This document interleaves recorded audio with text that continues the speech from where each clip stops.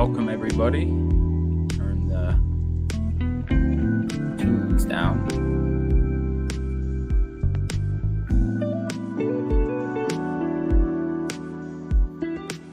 Not up. There we go. All right. We are back. Thank you, everyone, for joining me for this week's live Q&A. Whether you're joining us live, catching up on the replay, welcome. I really appreciate you watching these and leaving the comments. I got a bunch of comments and questions for today's Q&A, so we'll kind of get into it. But today we're really diving into something. I can't even hear myself. Today we're really diving into something that affects us all and is often overlooked, and that's the power of stress management, mindfulness, and really just kind of going after the things that you necessarily want to go after. And I think it's very important as a person to really look at some of these steps, some of these tools, and just really just think about what you could do with some of this information and see how you can apply it to your own life and see the benefits of everything that can kind of transpire. So we'll kind of just kind of get right into it. So if you're watching on the replay, just make sure that you add some comments, or if you want to message me again through Instagram, we can kind of get your personalized questions. But I think we have 12 questions. Yeah, we got 12 questions that have been submitted. So besides that, let's get into it. So one of the very first things I want to talk about today is stress and stress relief, and just not letting stress necessarily be the driver of your life and how you want to do things, whether it's in life, in health, in business, whatever it may be, is not letting stress be the one that dictates your life. So one of the things that I think when we come up to stress, what is stress? And a lot of stress, it's not created equal. So when you look at what is stress, so there is two different types of stresses. So we have an e-stress and a distress. And so e-stress is, as we can read here, is often referred to as a positive stress, right? So one that can motivate you, energize you. It's the feeling you get before a exciting event, a challenge, and it helps us focus and pushes us out of our comfort zones and can lead to some sort of personal growth. And that, if you think about it, stress, that's something that, if you've ever started to want to do something, or if you ever had an idea that you wanted to do, or if there was some task that you really wanted to do, and you never really got around to it, but you kind of always had that feeling that, I can do that. That's that good stress. That's the stress that you want to try to tap into on the daily basis. And if you can find that stress, you could utilize it. And then I think a lot of times when we think of stress, people resort to the distress, where we typically think of it as negative and overwhelming and just chronic stress that leads us to burnout, leads us to thinking about not our health, not being the healthiest that we can be, and then all the health implications that start to transpire from that. And I think that's important to think about, is that there is two different types of stresses in our life.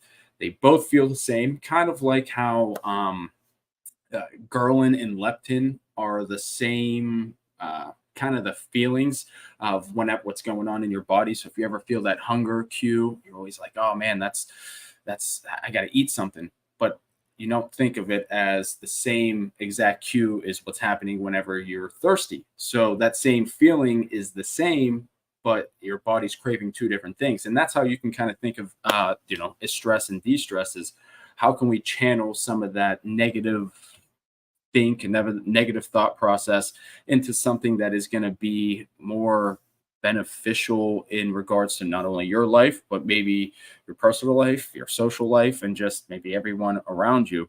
And how can you do that? Well, a lot of the things that we can do is, different types of stress relief. And one of my favorites, obviously, is exercise. And as you can see, let me put this up on the full screen so you can read it. There we go.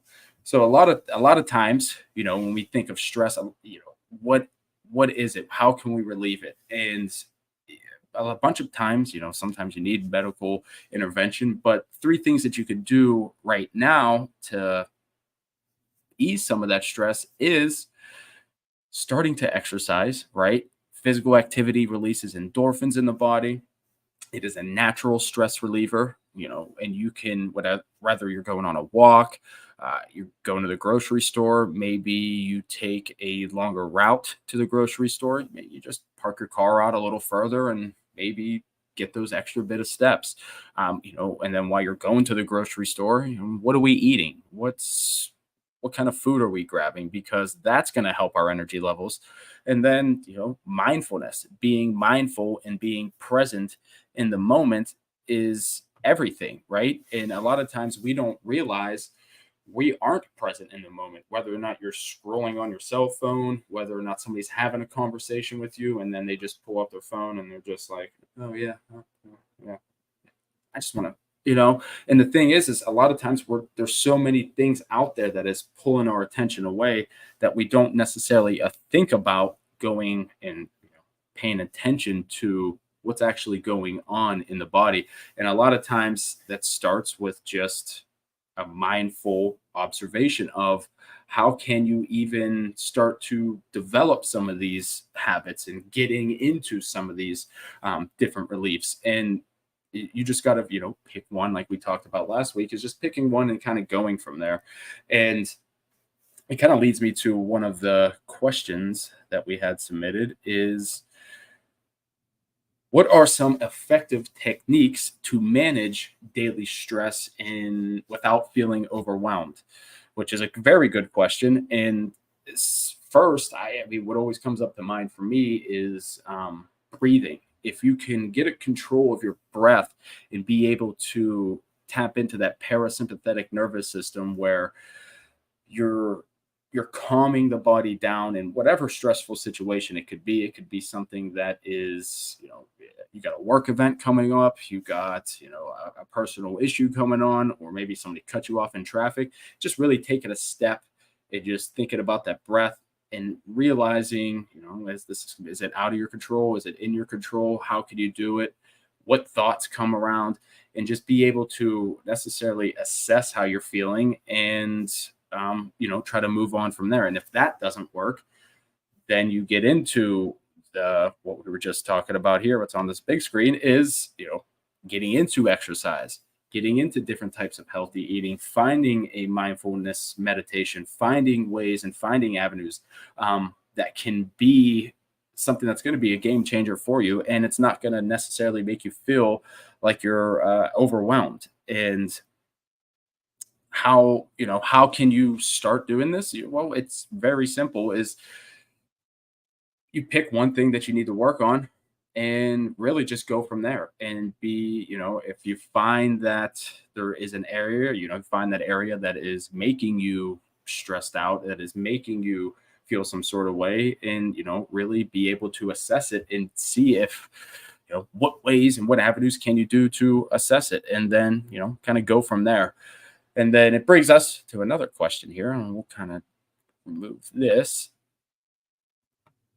that. And then brings us to another question, where is, how can someone identify the root causes of their stress and what steps can they take to address them? Which is a very good question as well. These are all great questions. But I think, how could you identify it? Well, first, I think it starts with yourself. If you find that you're uncomfortable with yourself, maybe there's some other triggers that might come up that you think that maybe the world's working against you, but in reality, it's yourself making these. Maybe there's problems going on in your head. Maybe you're doing different things, and maybe it's just not necessarily going the way that you want it to go. And sometimes it takes that deep understanding of what are you doing in life? Are you in the same job that you've been in, forever? Are you doing the same things over and over again on your free time? Are you going spending your time at the bar? Are you spending your time with people who aren't necessarily in healthy relationships with themselves? So that energy is going to transpire onto you, and then that's the way you think. But I think it to really identify the root causes of your stress, you have to take a hard look at yourself and see, what areas in your life are you struggling with, and what areas in your life are you able to be better in your life, whether that is, again, personal, whether that is spiritual, whether that is in your health goals. And I think if you could start from there, you start to realize that there is, more things out there in life. And then maybe you start to not let those things piss you off anymore. And, and it kind of brings us to this next question, was why, what is it? Can you share some quick stress relief exercises that can be done at work or on the go? So very good question. And one of the things that you can do is, again, like we already talked about, the breathing. But if you're ever, here's a tip, but if you're ever really stressed out at the house or just really anywhere, if you get yourself into a tree pose in yoga, and this is not a joke, if you are really stressed out and you put yourself in a tree pose in yoga, you will find that whatever you were thinking of before you did that tree pose, you aren't thinking of that anymore. And the reason being is because your body now says that it needs to focus on balance. It needs to focus on you not falling, you not getting hurt. And from there, it's always a quick little trick to get your mind off of thinking of something negative or any type of stressor that's going on. Try to balance yourself, maybe standing on one foot, bringing up a leg. And it sounds crazy, but try it and you'd be surprised that it actually works. And yeah, it's kind of fun too. So then if people see you in the office doing some sort of yoga pose, they're going to be like, what the hell is Johnny doing over there? What is Beth doing? Why is she doing that?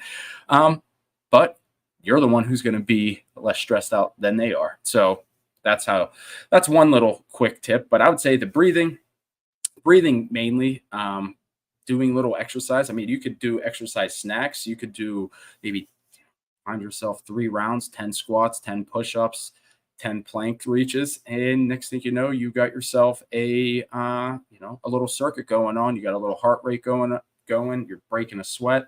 And then from there, maybe you're feeling great, and now you're not thinking about what's going on outside of your control because you're handling the stuff that you can do currently. And I think that's important. So, I could sit here and talk about stress relief all day. But I mean, really the main goal, right? If you're trying to, use your stress positively, or you're going to use your stress in a negative way. And one way that you can do that is by just recognizing what is causing your stress and what is causing you to feel that type of way.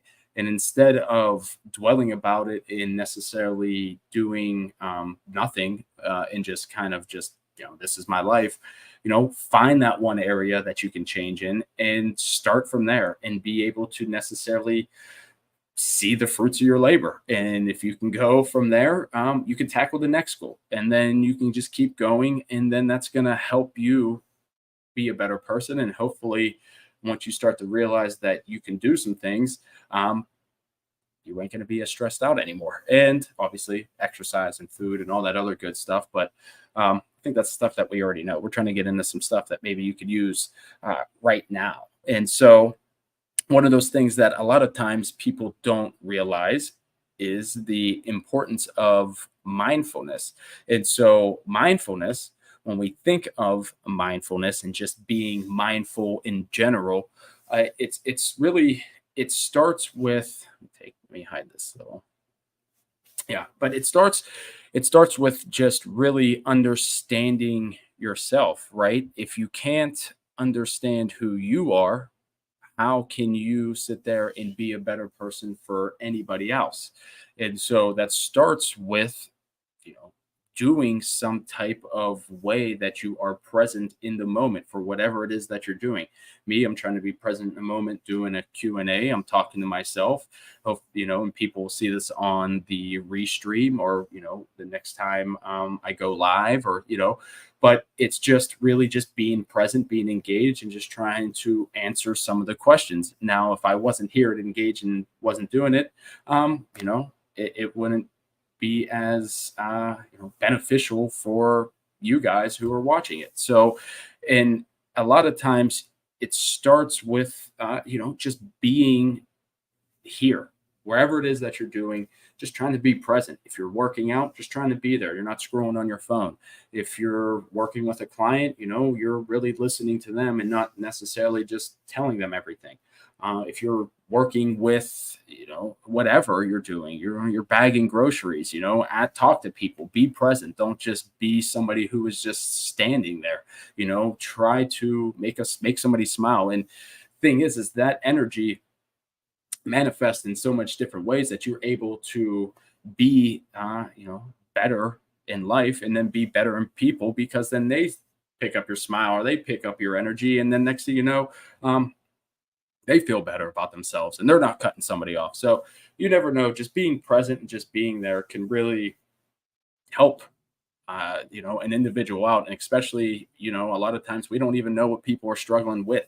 And so if you're able to just kind of be there, be present, say hello, what's going on, I think that's one of the first things you can start doing for being mindful, and in that regard. But yeah, let's kind of we'll get a little bit more into this. But being mindful, again, a lot of times it's just really having, kind of what I was just talking about earlier, is just being and having an understanding of yourself. And if you don't have an understanding of yourself, it's hard to see a different perspective in other people. And so, or just be able to see what's going on in the world, to be able to advance yourself. So, one of the things that that you have to think about with mindfulness is, it doesn't have to necessarily be about yourself. It could be mindful eating. It can be mindful walking.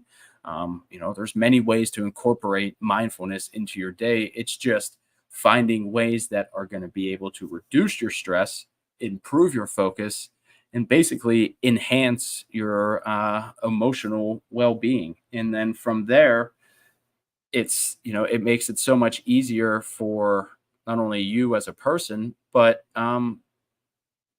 you just doing a bunch of other things. So being present, being engaged in the moment, observing people without judgment. I mean, these are the ways that you can really necessarily start to manifest not only of just a better life, but a better person. And I think it's important, once you start to just look at things differently, you might be able to find out that there is, a different way of thought process, and you might think of how life is a little bit different once you start observing your own life. And something to necessarily get into, because now we'll get into one of the questions that I have is, where were we? Oh, here we go. How does mindfulness contribute to overall well-being, and what are some beginner-friendly practices? So, obviously, mindfulness contributes to overall being, just kind of what we just talked about. But I mean, really, if you start to use the mindful techniques in all aspects of your life, if you go and say you want to start eating more mindfully, that is really just looking at, what are you eating? Maybe that's starting to track your calories. Maybe that's starting to, when you go to the grocery store, you have a list and you're just sticking to that list, just being mindful of what you're doing. And so obviously that would transpire into a healthier lifestyle, which, you would get all the benefits from that: disease prevention, more energy, looking better, all that good stuff, strength development. But I mean, being mindful is not necessarily has to do with that. It could be more into, maybe you're dealing with aches and pains, and you're dealing with issues that are, feeling a little bit out of your control, or, my back hurts and I can't do the things that I like to do all the time. How about doing a body scan, a mindful body scan, where you just close your eyes, focus on the breath, and just try to feel the different sensations of your chest, your heart beating, your lungs, and doing things of that nature. You can maybe start to find, that area. Oh, wait, there is an area in my back that is sore. And when I breathe out, it hurts. And then maybe from there you might say, I need to work out. And then so then now you're doing proactive steps that are going to help you in life. And I think that's important. But again, it all starts with understanding who you are as a person, and being able to see what you can contribute to your own success, and be able to kind of go from there. And once you're able to incorporate some of those different stress techniques, where you're exercising, you're doing different types of uh, different things to get yourself better.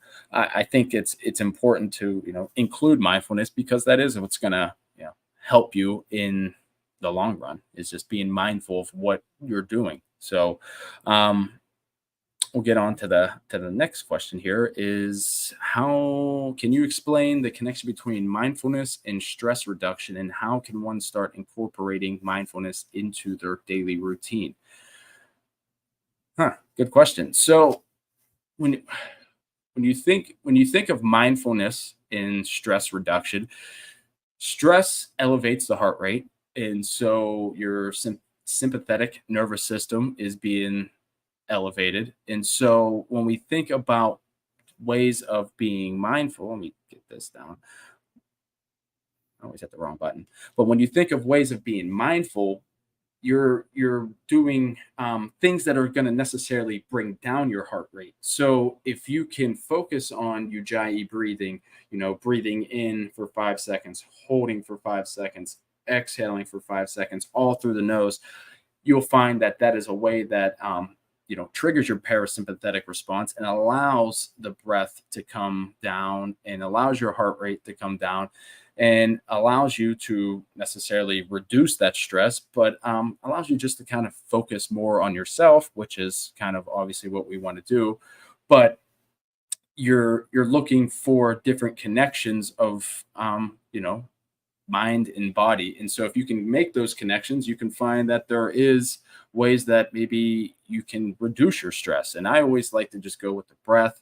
And, obviously meditation is always a good one, because we're always thinking about different things. So even if you could do a 5-minute meditation, maybe you start by just sitting quietly in a room, with your legs up on a wall, and just trying to focus on the breath. There's so many different YouTube demonstrations. There's so many, you can find a million ways of meditation, but it's just really starting small and starting to do it. And I think that's important, because you can really tap into your inner self, and really start to focus kind of with that body scan, and feel what the hell is going on, and what can you do to necessarily help yourself. And I think from there, you could start to reduce some of that stress. And so, something to consider whenever you're on your journey.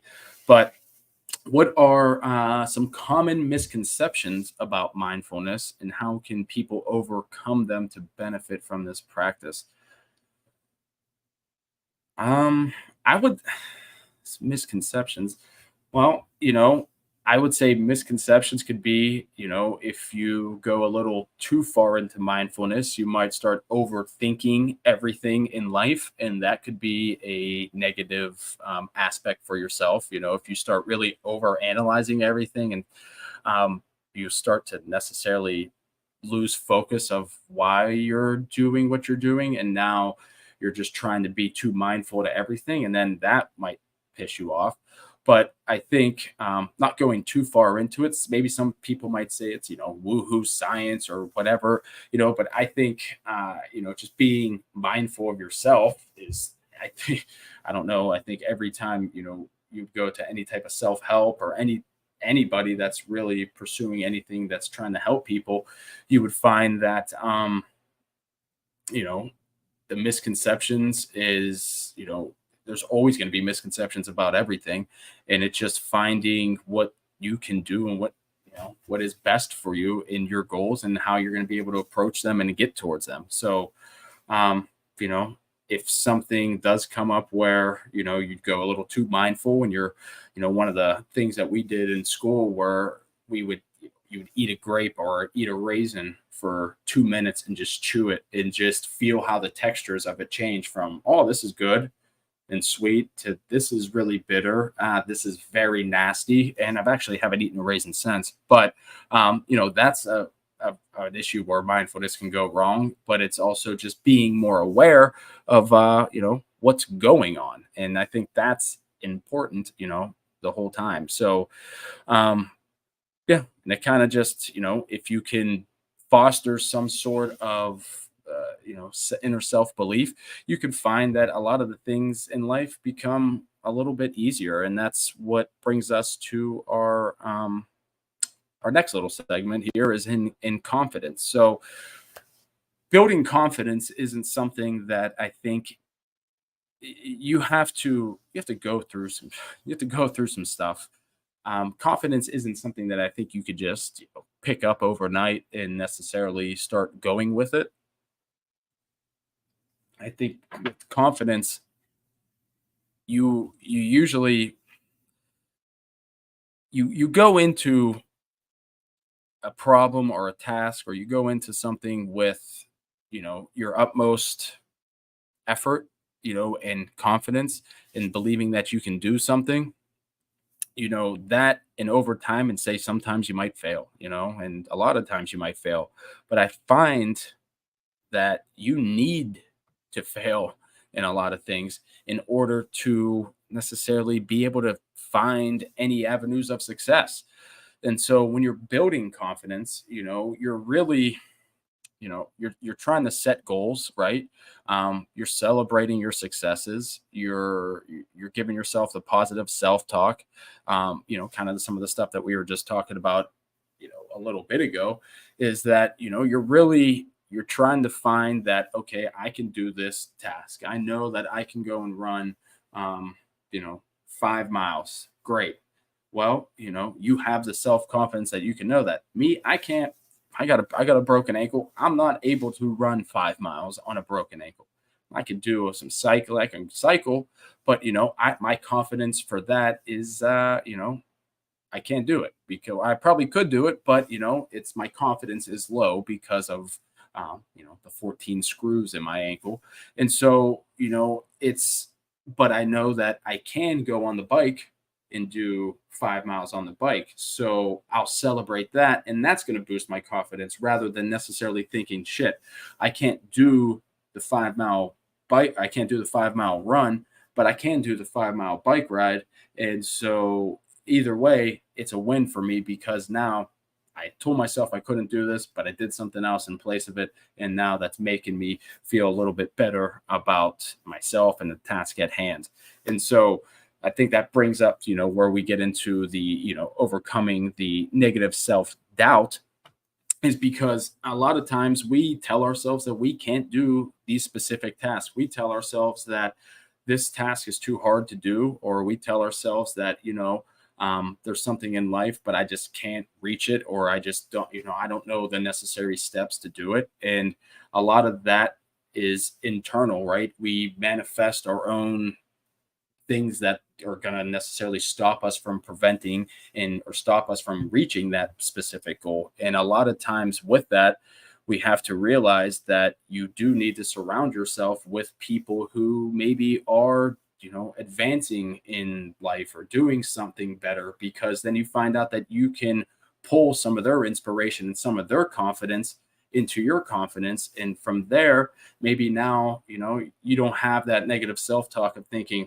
well, shit, I really can't do this, but so and so's doing X, Y, and Z, and that's hard. You know what? Screw it. Let me do it. And you're using that, that confidence that you're gaining from other people and trying to overcome your own self-doubt, to necessarily, do that specific goal or do that specific thing. And I think that's important because it leads into, the action, because if you can lead to yourself to a better performance at work or more fulfilling in your relationship, and then you want to live a healthier life, well, then that's going to give you the confidence to necessarily do the things that you want to do in life.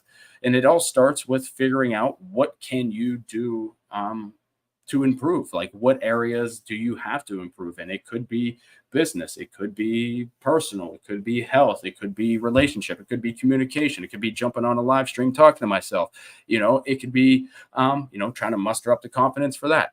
It's only the second time I've ever jumped on a live stream, but it's just, putting yourself in these uncomfortable situations and, necessarily just doing it. And kind of, when it's all said and done, you don't have that thought process of thinking, well, shit, I could have done this, 2 months ago, or I had that idea, 2 years ago. Well, why the hell didn't you do something about it? Or why didn't you try to do something about it? And a lot of times, we just have to overcome our own self-doubt. And I think once you can overcome your own self-doubt, you could realize that the world is out there for you to explore. And a lot of times we sit in closed-minded areas where we're just talking to an echo chamber of a select certain few friends who are maybe doing the same old shit day in and day out.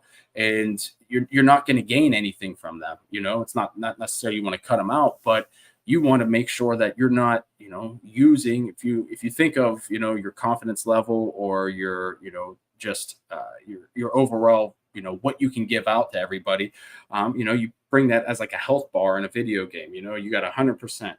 And so if you're spending 20% bitching about the world, well, now you got 80% for everything else. And now you spend 10%, scrolling through Instagram and Facebook, looking at other things.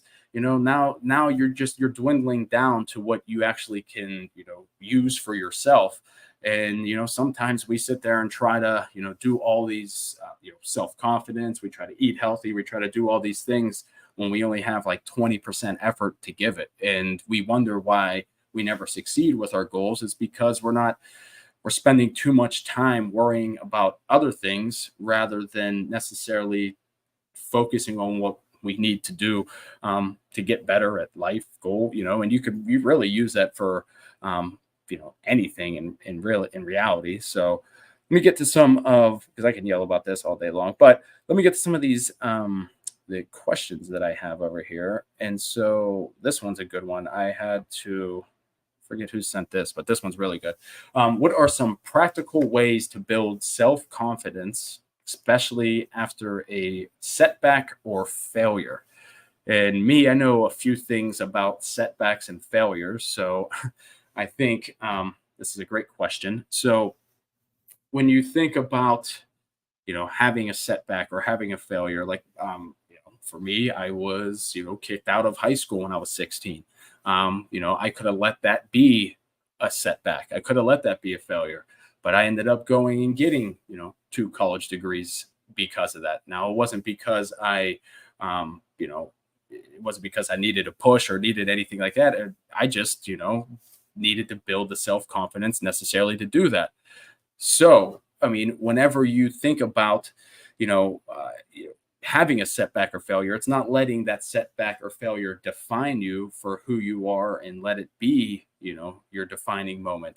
I know. And then recently I was just hit with a broken ankle. Actually, it wasn't I can see, I can see it. Yes, I can see your comments. Hey,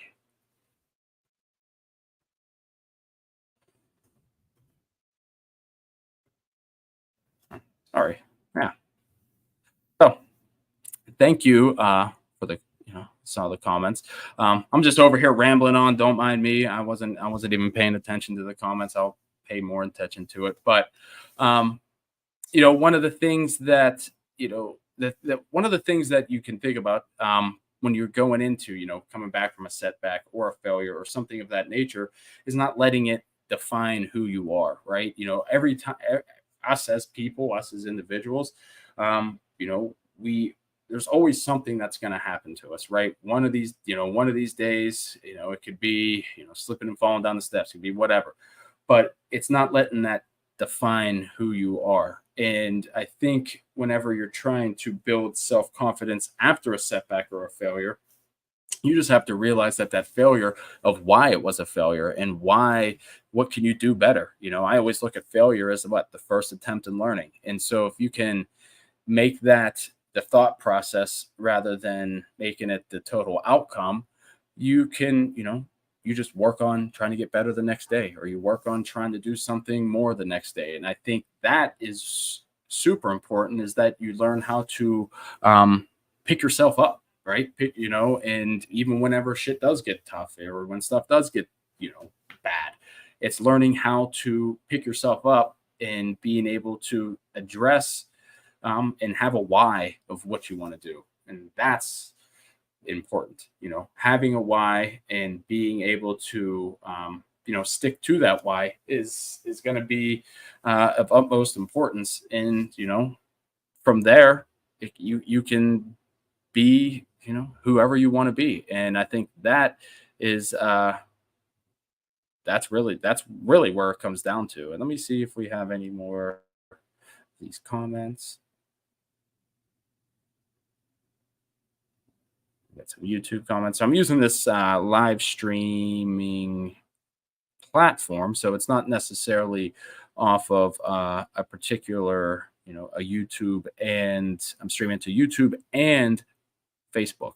So my Facebook page, and so you never know if you're getting the comments, if I'm seeing the comments. So I just keep rambling on about the Q&A.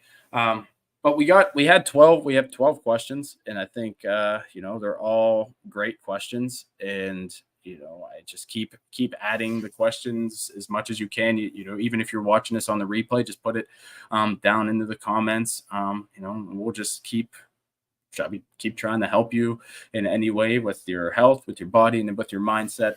And I think your input is very valuable to me, because that helps me kind of shape what it is I can make. I think of a million things I could do, but I want to make sure that it's beneficial for you and it's going to give you value. So that's that's my utmost importance here. So we'll get into another comment here. So how can someone overcome self-doubt? Let me get rid of this confidence thing. There we go. Now, how can someone overcome self-doubt and develop a more positive self-image?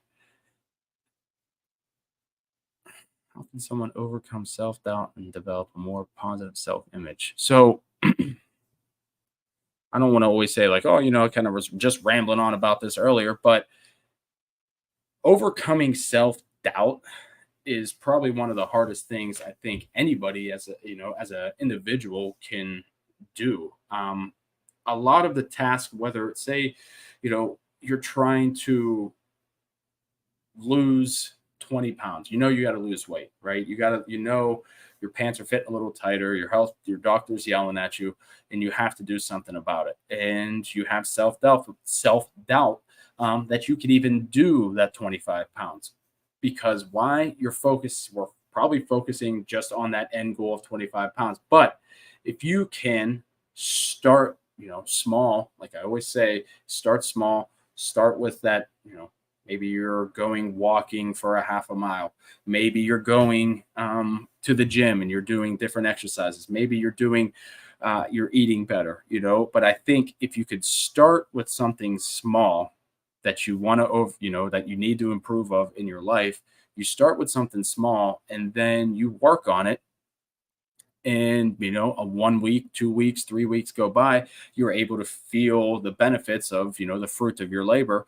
And then from there, your image, your self-efficacy, kind of what we even talked about last week, it starts to feel, you start to feel better about yourself. And then now you have, again, going back, is you have the self-confidence to do these specific tasks. And I think that is important. If you can start something, even if it's little, be able to start small, be able to complete those tasks, celebrate that win.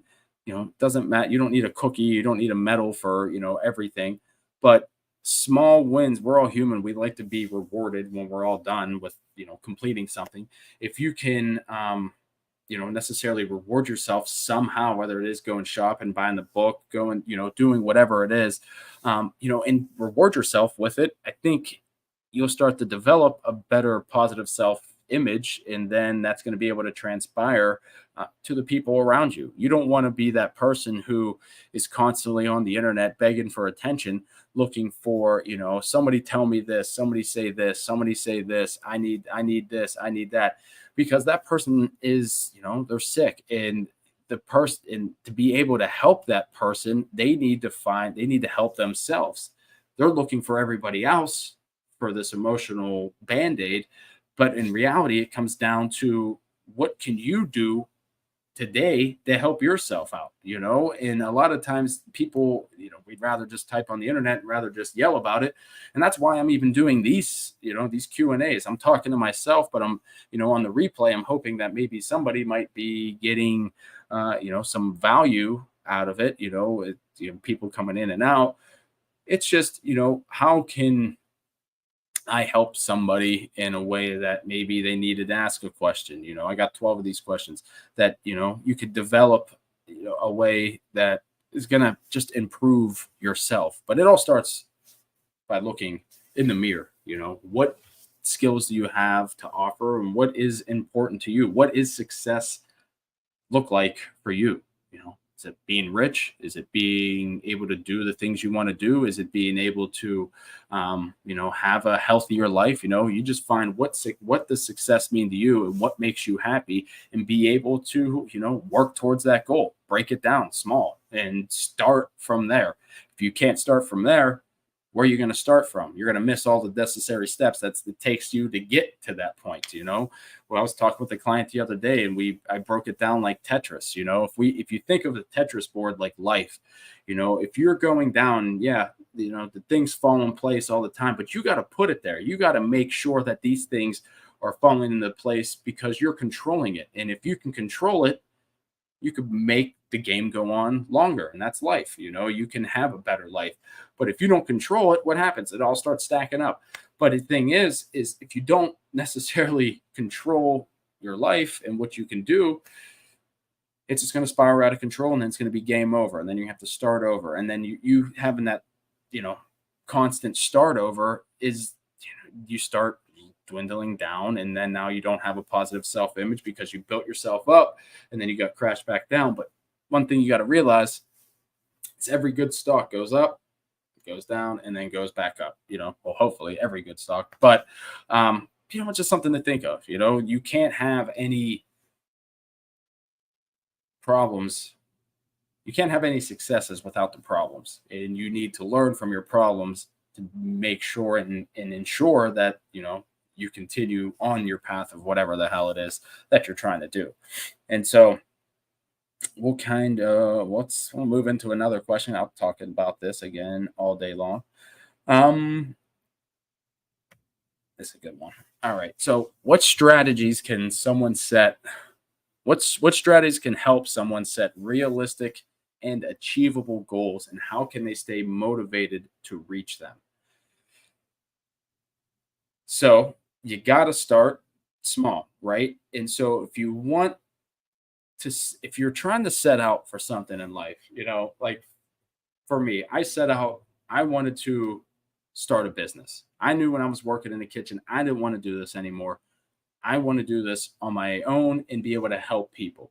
So I set a realistic goal. Okay, start a business, help people. How are you going to do this? Well, I need to get the necessary education. I need to work with people. I need to see what's going on. And I'm actually hurt myself. Okay, so I have some of that stuff down. All right, let me complete that. And so I'm knocking off these little tasks. And by the end of it, here I am. I've been in business for 6 years, helped hundreds of people.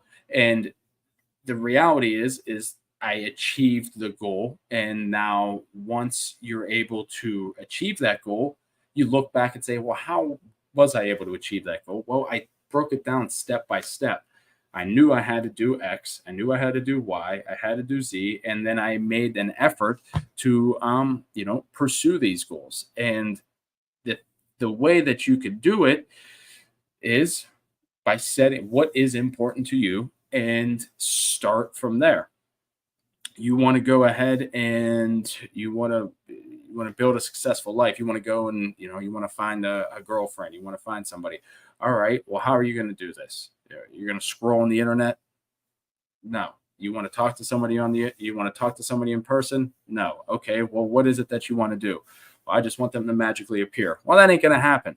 So you have to put in realistic goals. Okay, maybe I'm gonna improve the way I look. I'm gonna lose some weight, or I'm gonna improve my posture. I'm gonna make sure that I can hold a conversation with somebody. I'm gonna learn, just setting something and using different tools to get there, just breaking it down, right? You have to break it down and find what strategies you can use and utilize that are going to work for you. And it all starts small. You got to start small. And if you start small, you can you can really see the fruits of your labor.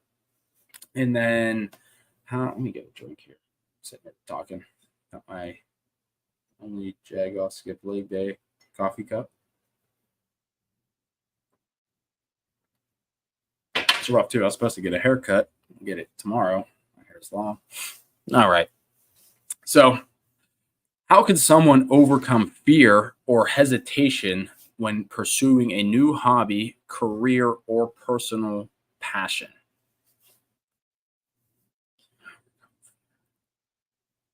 So, great question. And so, I think when pursuing a new hobby so take for instance this. I'm starting doing these live Q&A sessions on Facebook and YouTube. And do I have hesitation that I don't want to do this? Of course. Who wants to sit here and talk in front of a camera and answer questions? Should be weird for somebody. It could be fear for somebody, but putting themselves out on the internet, doing something like that. Or doing a new hobby where I'm doing different types of video content creating, doing things, trying to build a community of people who necessarily believe the same things that I do, or believe that health is important and there's other ways to get there, and sharing different techniques and sharing different ways. I think you have to just start. It's really, you have to start somewhere, right? You got to know it's never going to be your total outcome. Different people have different starting points and different ending points. And if you're really passionate about pursuing a new hobby, pursuing a new job, or something personal, you really just have to figure out what is that first thing you need to do, and do that, and then work from it, and then start to figure out what else is your next step.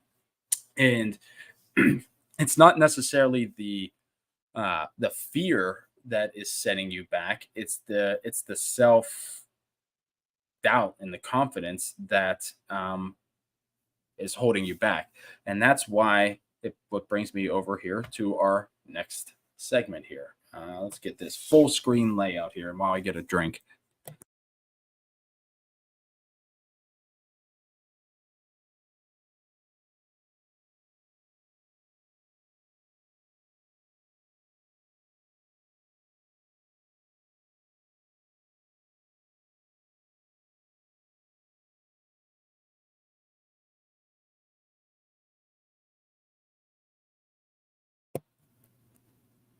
All right. So, how can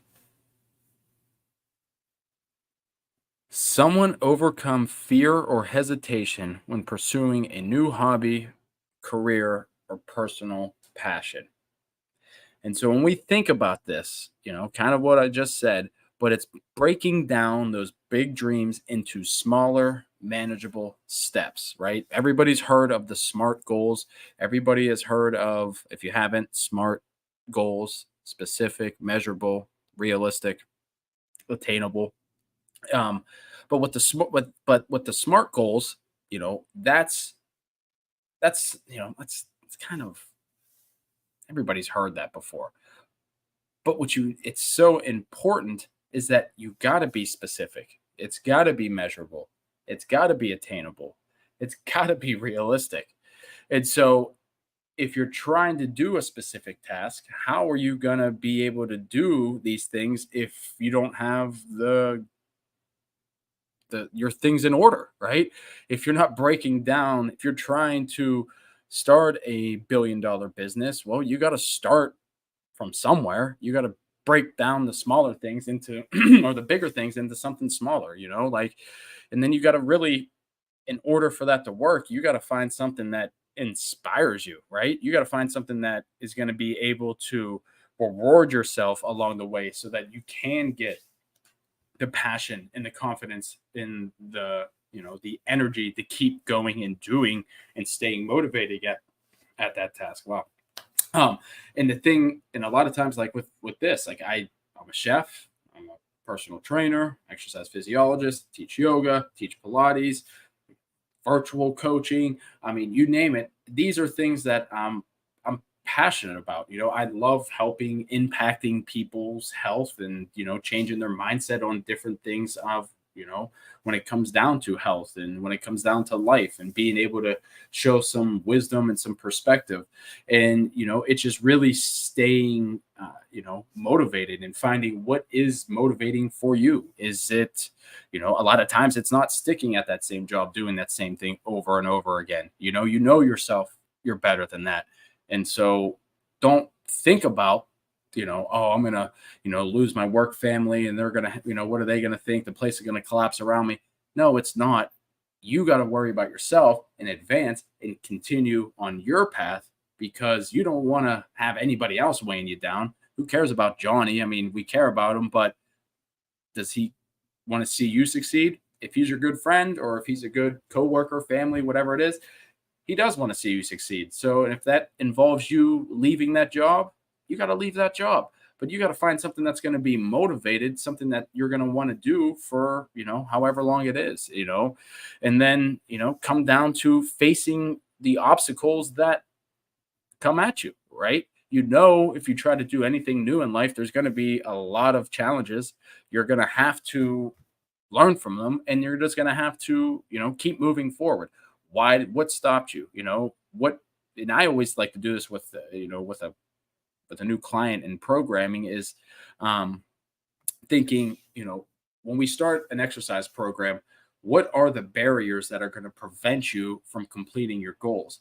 And if we could start there, we can prevent any of those things to happen that you're all right, time management. Okay, I don't have enough time for it. Well, if we find a way to combat that, that's not going to be a problem.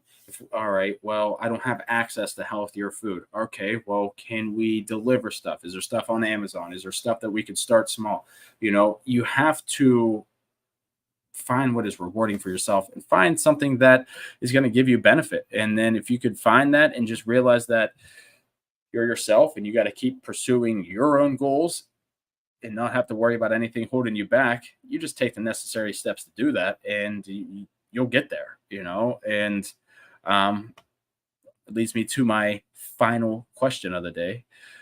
What advice do you have for somebody who feels stuck in their current situation and wants to take steps towards a more fulfilling life? I feel like I should have had these questions up more. I feel like I answered this question, but um, when we think about feeling stuck in your current situation, it's realizing what I basically just said for the last 10 minutes. So I guess I kind of answered this question. Yeah. But yeah, just to kind of sum it all up, let's think about why we are doing something, in life, why we want to what is it in life that we need to accomplish? And I think if you can sit there and dedicate yourself, you could dedicate the time to learning a new task or a new trait or, whatever it is in life. If you dedicate the little small things to it, you'll find that the overall reaching benefit isn't the end goal. It's the process of all the things that you learn to get to that goal. And once you can conceptualize all that, I think, we'll stop beating ourselves up about everything and realize that, everything is in our control. And if you can, as yourself, you control everything, right? You control scrolling through Facebook or Instagram and judging yourself to these people. That's you control that. You don't have to open up the Instagram. You don't have to do, there's a lot of things that we think that isn't in our control that really is in our control. And if you're trying to improve in anything in life, you have to look at yourself in the mirror and ask yourself, what is that one thing that I can improve, and how can I improve that today? And what are the steps that I'm going to take to get there? And once you find that, you'll find out that life is going to be a lot better for you. And yeah, I'll see you on the next video. Thanks for everybody coming to the live stream, in and out, dropping comments that I saw and missed, and yeah, everything like that. So thanks for showing up. Every Friday at 1:30, I'm gonna try to do these for at least another 2 more weeks. Try to build some some comments. Try to help you guys out. Now, feel free to ask me anything. I'm a chef. I'm a personal trainer, yoga teacher. You're dealing with pain. What are you dealing with? Let's talk about it. Let's make a plan. And if you want more personalized help, you can always look at the link in the description or on my website. Find a way to even on the YouTube is on my Calendly link, and be able to schedule a call, and let's actually talk about your health problems and make a personalized plan for you. So thanks for everybody tuning in, and everybody on the replay. Thank you, and I'll see you on the next video. Thanks.